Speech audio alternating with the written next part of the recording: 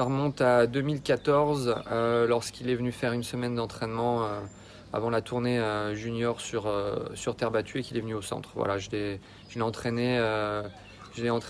commencé à l'entraîner à cette période.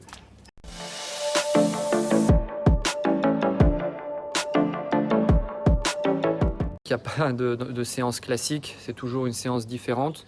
Alors bien sûr, quand on va sur le terrain, j'ai les objectifs en tête, lui aussi, et on travaille dessus. Après, grosso modo, les séances durent entre 1h30 et 4h, ça dépend ce qu'on travaille et la période d'entraînement également.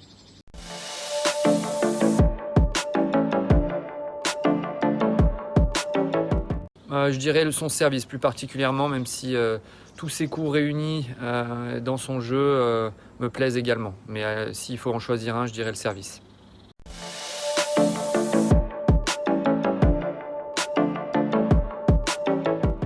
J'aime beaucoup le côté inconnu, imprévisible lorsque je suis avec lui sur le terrain ou pendant un match et qui demande de m'adapter à la situation qui est toujours différente.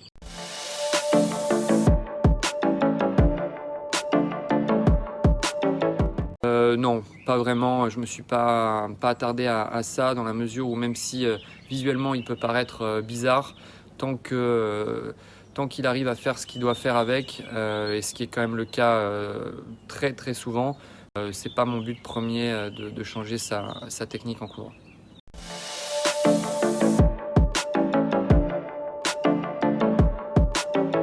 Déjà, je différencierais la situation d'entraînement et de match, puisque à l'entraînement, je peux faire plus de choses qu'en match.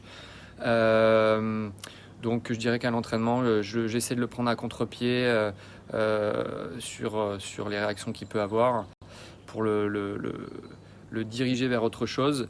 En match, c'est différent, mais ça me demanderait beaucoup plus de temps pour décrire cette situation.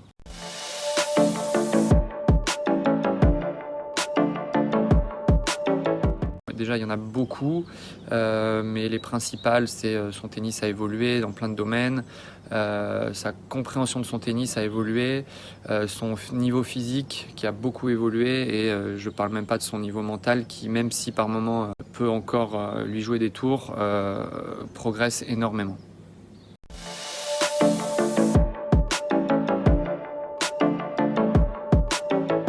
Avec Daniel, c'est facile, il a envie de s'entraîner, on peut faire des choses là où on est.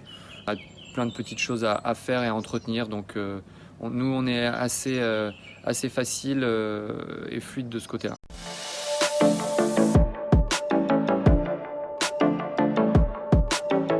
Je vais souvent les voir jouer, je regarde leurs matchs d'avant, les quelques matchs qu'ils ont joués juste avant pour savoir dans quelle dynamique ils sont. Et aussi, je m'intéresse beaucoup, j'utilise beaucoup les stats pour me donner certaines infos que je synthétise ensuite quand je fais une préparation avec Daniel.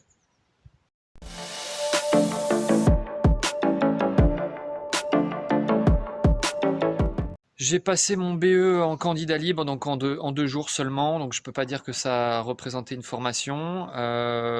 J'ai fait des formations préparation mentale, accompagnement mental, préparation physique, mais la plus grosse formation que j'ai eue pour être entraîneur, c'est plutôt ce que j'ai fait en tant que joueur, ce que j'ai appris en tant que joueur, l'entraînement en tant que joueur et aussi mes expériences dans d'autres sports qui représentent le plus gros et la colonne vertébrale de mon expérience.